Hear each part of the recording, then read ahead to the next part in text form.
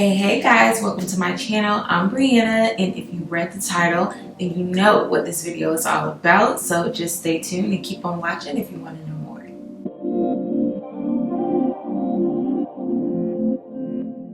Y'all, it is truly the end of an era. My relaxed hair era is coming to an end. I have about half relaxed hair and half natural hair as of right now, so I had to come give the girls an updated list of healthy hair practices and how I maintain my length as a relaxed hair girly. So I've gotten this question a lot over on TikTok and just people that have newly came and found my channel.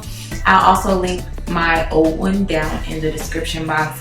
Some of the points may be a little bit the same, but some of them are definitely updated and different, just as I've learned and grown and seen what works for my hair. So tip number one, this is for the girls that just need a new relaxer, like it's starting off with a fully new relaxer, or the girls who feel like the relaxer process that they have been doing just isn't working.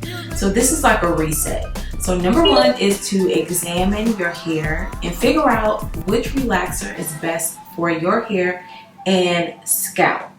This is really important, you guys. I always tell people, do what's best for you, and that also goes for the relaxer. I will never, ever recommend a super relaxer for anyone. These relaxers are very strong, so I would also suggest to just go with a mild or a medium, never a super. The way that you can examine your hair is just see the strength of your hair. Do you have open wounds, lacerations?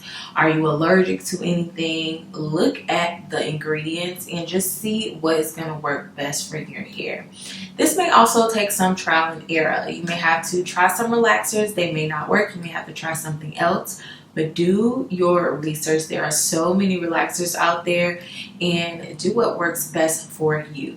As for me and my relaxed hair, I have always used motion relaxers. I've had other people ask me, even other relaxed hair content creators ask me, like, what do I suggest? And I always tell people, do not underestimate the strength of a relaxer.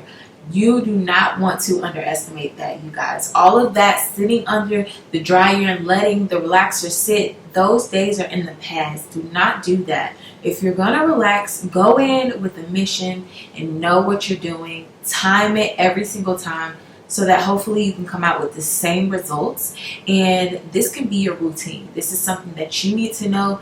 And also your stylist if you're going to a stylist. Which brings me to tip 2. You either want to get with a professional or learn the ins and outs of getting a relaxer. I have been relaxing my hair for a very long time, my own hair by myself for a while, but I learned more about relaxers when I went to hair school.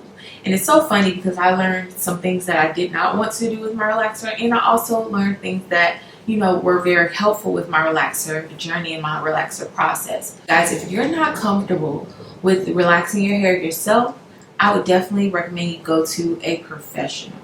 You want to do that because this is a serious chemical. You can have chemical burns. It's so many things that can go wrong during this process. So you want to make sure that you know what you're doing and you're being very careful. If you're not going to go with a professional and you're going to learn the ins and outs of relaxing, then you want to start with tip number 3 and do a strand test. This is something that you should talk to your professional stylist with as well. Tell them to do a strand test first. See how many minutes it takes to get your hair straight or get your hair to the texture that you would like. I never relaxed my hair bone straight, and I think my whole relaxer process from front to back, from finish to end, was about 15 to 16 minutes. I did time this every single time because I wanted my texture to come out the exact same every single time. That's kind of impossible, but there are ways to make sure that you get it as close as possible every time.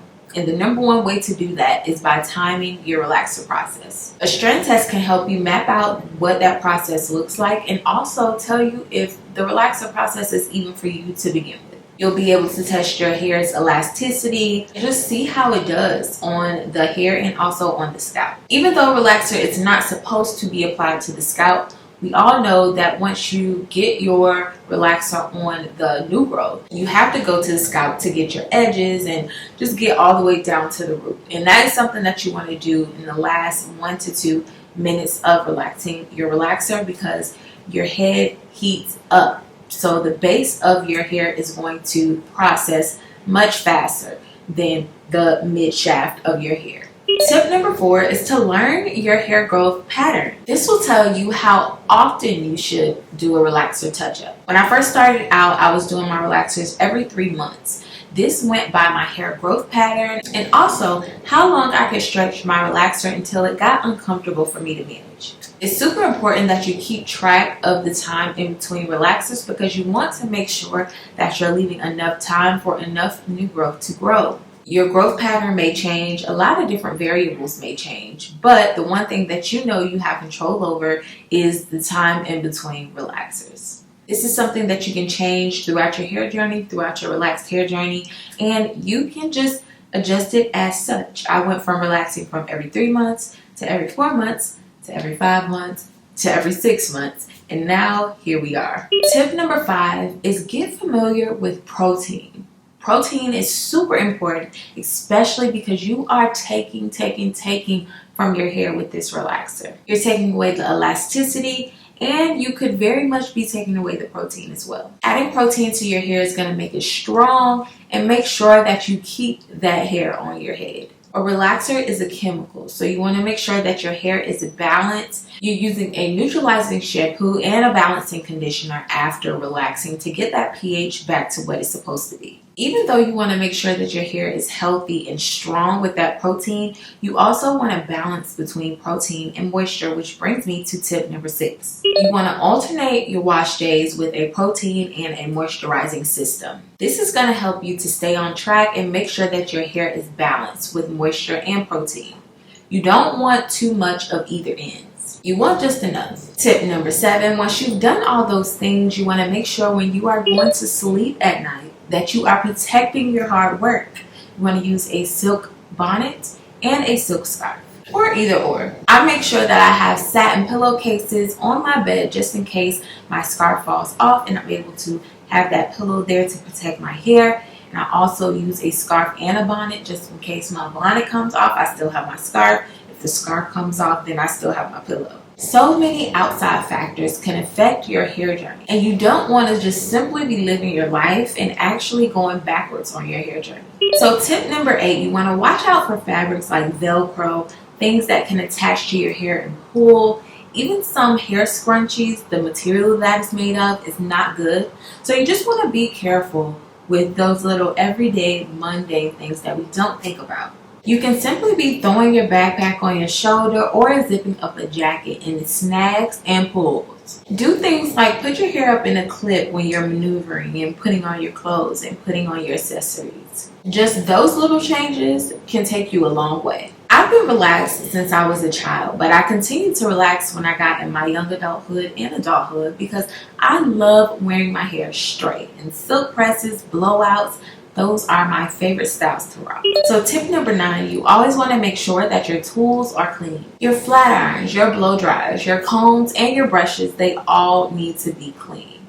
This is something I learned in hair school. Having to wash our tools in between clients with Barbicide, I realized that I was doing my hair and maybe I flat ironed it when it was dirty and now I washed it. And so guess what? I need to clean those combs, those hot tools. There can be oils or grease that's left behind from old styles that don't mix well with clean hair. This can weigh your hair down when you're styling it, or it can even burn. We don't want those problems, so make sure that you are being sanitary and clean your tools and hot tools. And last but not least, tip number 10, do what's best for you. Whether you are a relaxed girly here watching or a natural girly here watching, you can learn from all these tips. But this last one is super important. Always do what's best for you. I decided to stop relaxing my hair because after relaxing, I was leaving texture in my hair. Now that texture wouldn't be achievable with a relaxer, it just doesn't make sense for me to continue. In this case, I had to do what was best for me. I've literally built this channel with relaxed hair content, and I just hope that you guys can learn something from this video and you can enjoy my new ones. I'm doing what's best for me, and I just hope and pray that you're going to do what's best for you. So thank you guys so much for watching this video. I hope these tips help you. Comment down below and let me know what tip you're going to take into practice in 2025, and I'll talk to you guys down in the comments. I'll see you all in the next one. Bye. Mwah.